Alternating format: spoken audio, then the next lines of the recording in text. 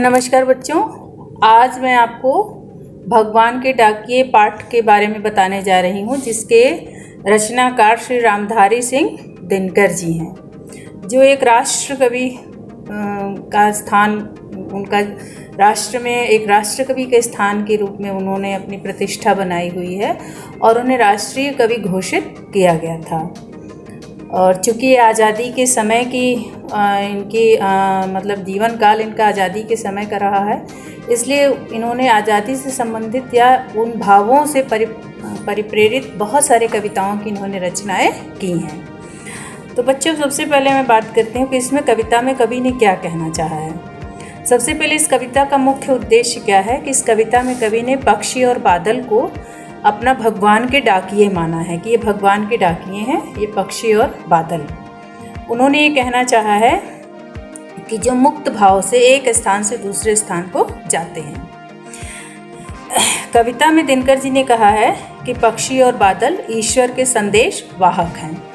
आकाश में पक्षी निरंतर एक स्थान से दूसरे स्थान को जाते हैं, विचरण करते हैं, घूमते हैं, भ्रमण करते हैं, और उसी तरह बादल भी उमड़ घुमड़ कर बरसते हैं, इधर उधर दौड़ते हैं।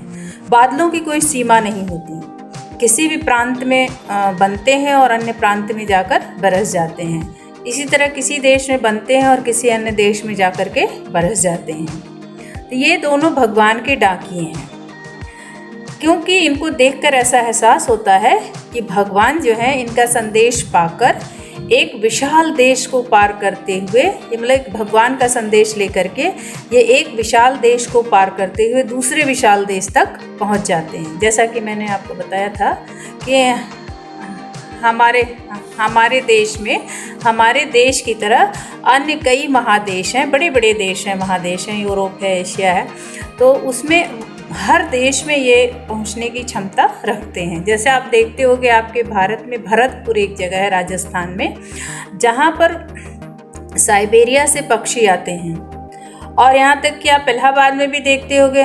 प्रयागराज में, हाँ, माघ मेला में आते हैं और वहाँ से बहुत सारे विदेशों से पक्षी आते हैं और यहाँ प्रवास करते हैं और फिर चले जाते हैं।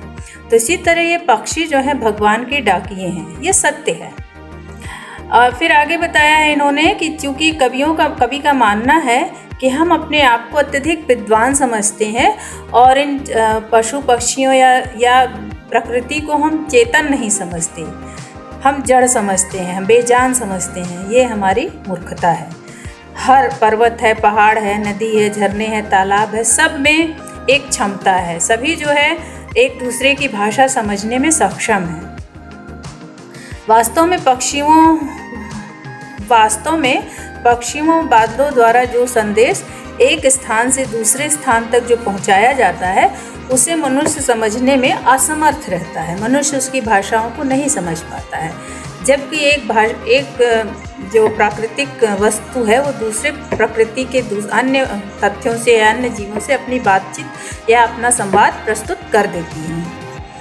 हाँ, कवि का कहना है कि प्राकृतिक तत्वों की क्रियाओं को मात्र सामान्य रूप से हम देख लेते हैं, लेकिन उसके पीछे जो निहित उद्देश्य होता है उसको हम नहीं समझ पाते हैं। उसके पीछे जो उद्देश्य है उसको हम नहीं समझ पाते हैं।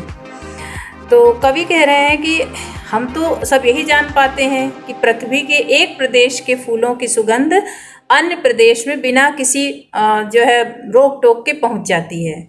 एक प्रदेश में यदि प्रकृति में फूलों का या सुगंधित वातावरण है, तो दूसरे क्षेत्रों में स्वतः ही वह सुगंध पहुंच जाती है। आप देखते भी होंगे कि बागीचे में जो फूल लगे होते हैं, वो ये नहीं देखते कि वो सिर्फ आप ही के घर को सुगंधित करेंगे, बल्कि वो आसपास के परिवेश को, सभी को सुगंधित कर देते हैं। तो यह सुगंध जो है हृदय के प्रेममय संबंध को दर्शाता है।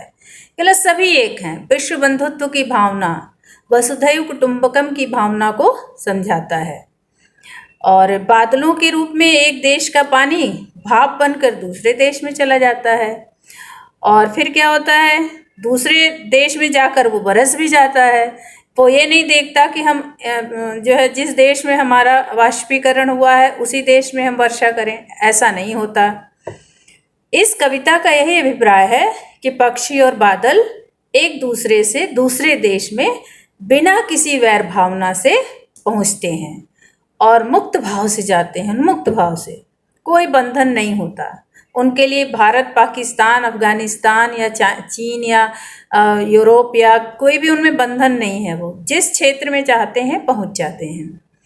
यही भगवान का भी संदेश है कि संपूर्ण विश्व एक है और सबके लिए हमें किसी के प्रति अपने मन में भेदभाव नहीं रखना चाहिए।